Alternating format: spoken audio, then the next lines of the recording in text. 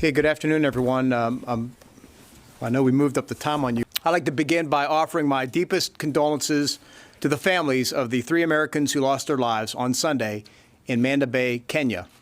An attack by al-Qaeda affiliate al-Shabaab resulted in the death of a U.S. service member and 2 Department of Defense contractors, while wounding 2 other American personnel. Secretary, I just wanted to clarify one thing. You said earlier that the U.S. continues to engage. The United States conducted over 60 airstrikes against al-Shabaab's safe havens and assets last year, and our forces continue to provide training and counterterrorism support to our East African partners at the Manda Bay airfield to help them in the fight. Mr. Secretary, you talked about being ready for potential conflict here in case Iran attacks. At this time, our top priorities remain, first, the safety and security of American personnel and our partners, and second, our readiness to conduct operations to respond to Iranian aggression. Since the strike, I've spoken with the commanders on the ground to ensure they have the resources they need to protect their people and prepare for any contingencies.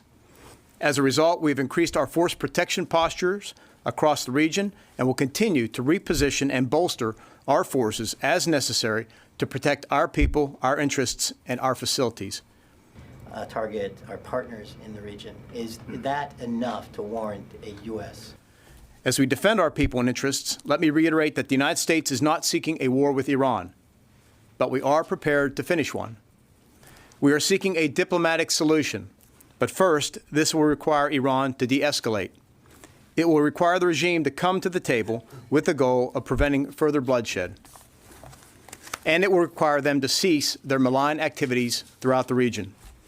As I've said, we are open to having this discussion with them, but we are just as prepared to deliver a forceful response to defend our interests. Does the U.S. have any responsibility or obligation to also de-escalate, or is that, in your view, solely in Iran's court? Well, we're not the ones that have escalated this over the past arguably 40 years, and certainly over the past several months. It's been Iran, through its proxies, has consistently escalated this in terms of the size, scale, scope of their attacks. So we reached the point where we had to act in self-defense.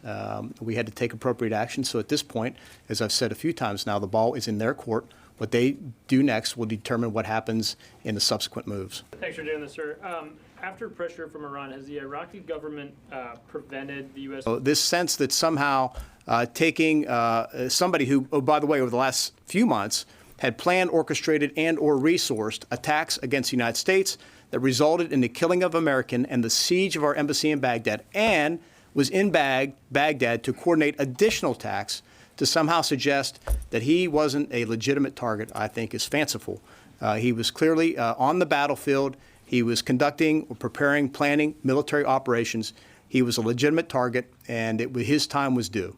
What have you done and are you continuing to do to clear up what you said yesterday was a mistake? Our policy has not changed. We are not leaving Iraq. And a draft unsigned letter does not constitute a policy change. And there is no signed letter, to the best of my knowledge. I've asked the question. So there may be people trying to create confusion, but we should focus on this much. What I've said a few times now, our policy has not changed. We are in Iraq, and we are there to support Iraqi forces and the Iraqi government become a strong, independent, and prosperous country. Follow up on Lita's question. What if the Iraqis don't want you to stay? If the Prime Minister says you need procedural mechanisms, hurdles, if you will, that the Iraqi government would need to go through. We remain in constant contact with them on that. I think it's fair to say that many Iraqis recognize the strategic importance of our partnership with them, whether it's training and advising their military to become more effective on the field of battle, or it's working together with them to defeat ISIS coalition. I think the vote the other day shows the support of most Iraqis for our presence in the country.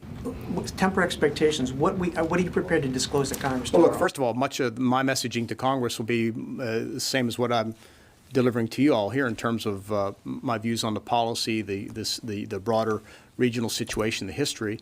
Obviously, with members of Congress, we can go into a classified set. We will be in a classified setting and be able to share more.